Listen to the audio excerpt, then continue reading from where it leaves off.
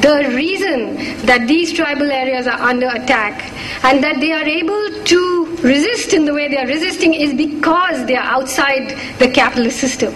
It's because they don't have cell phones and credit cards and commonplace dreams. It's because they don't have unique ID cards. It's because they cannot be controlled in the ways that we can be controlled. So if you look at it, all across South Asia, what are the places under attack? From Afghanistan to Waziristan to the northeast frontier to this entire so-called Red Corridor. Another way of looking at it, all of them are under assault by a marauding capitalist financial system. All under attack for the same reason. The resistance takes different shapes and forms. In Afghanistan, it's taking the form of radical Islam. In some places, it's taking the form of wars for self-determination. Here, it's taking the form in some areas of radical communism, somewhere Gandhianism, somewhere Gandhian socialism, whatever it is. But the assault is an assault of a capitalist state. So I just want to read out a last passage to you before I stop and we can take questions. But across the Asian subcontinent, from Afghanistan through Waziristan, the northwest frontier provinces of Pakistan, through the northeastern states of India, and across the Red Corridor, it is the tribal areas that have risen up in revolt. The nature of the uprising has taken the form of radical Islam in Afghanistan and Pakistan and shaded into radical communism in the forested heartland of India. But the assault on these tribal homelands is driven by the free market and capitalism's endless quest to capture and control what it sees as natural resources. It would be too much to expect that an alternative to what looks like the prospect of protracted war will come from the imagination that brought the planet to this crisis in the first place. So I think that's very important for us to understand that the imagination that created this destruction all over the world is not going to be the imagination that gives us the solution. Wars like Operation Green Hunt aim to exterminate those who know the secrets of genuinely sustainable ways of living. Victory for the prosecutors of this war will contain within it the seeds of apocalyptic destruction, not just for the Adivasi people, but eventually for the human race.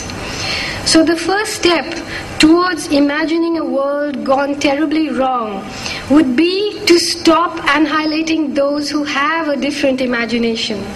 An imagination outside of capitalism and, for that matter, of communism. An imagination which has an altogether different understanding of what constitutes happiness and fulfillment.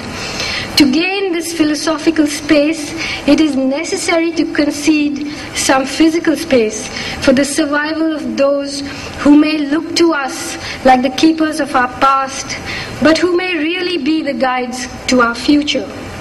To do this, we have to ask, can we leave the water in the rivers, the trees in the forest? Can we leave the bauxite in the mountain? And if we cannot, perhaps we should stop preaching morality to the victims of this war. So what I'm saying is not that, we should stop everything and all of us should become tribals. I'm not saying that. But I'm saying if in this race for destruction that we call development, we can stop and say, all right, everything is not fuel to be put into this end game. And if we can find the imagination to leave that forest as it is, and this I'm saying to the Maoists, to the Gandhians, and to everyone, to the tribals too. If we can find a way of saying, okay, we have to stop, we have to leave this like this, and we have to start thinking about waste, thinking about recycling, thinking about different forms of energy, thinking about different kinds of war.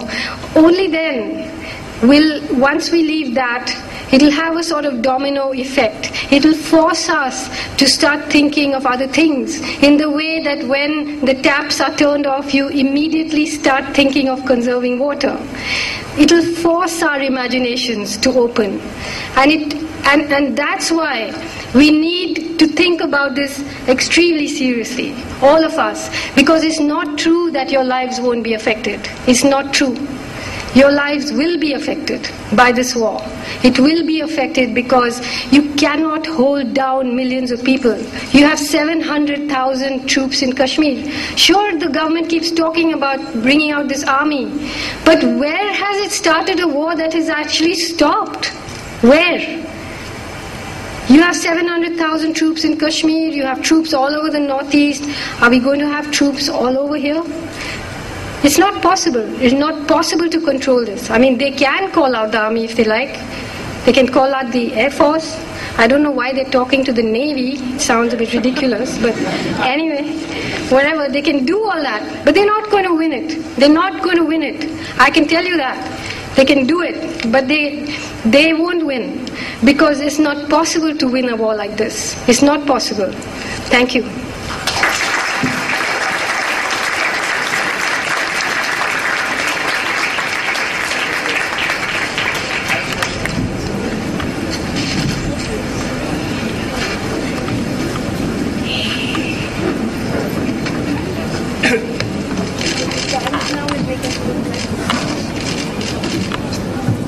We can have some questions. I think we don't have mic go around. You can speak aloud. Probably we can manage that. I share every emotion.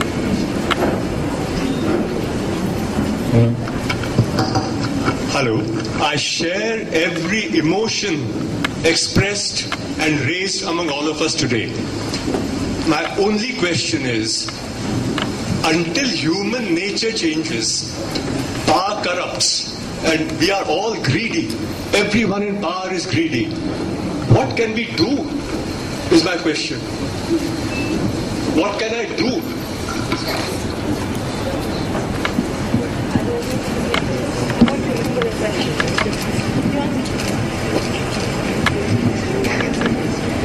Well, I don't think we should so easily concede that human nature only wants power and is only greedy, you know.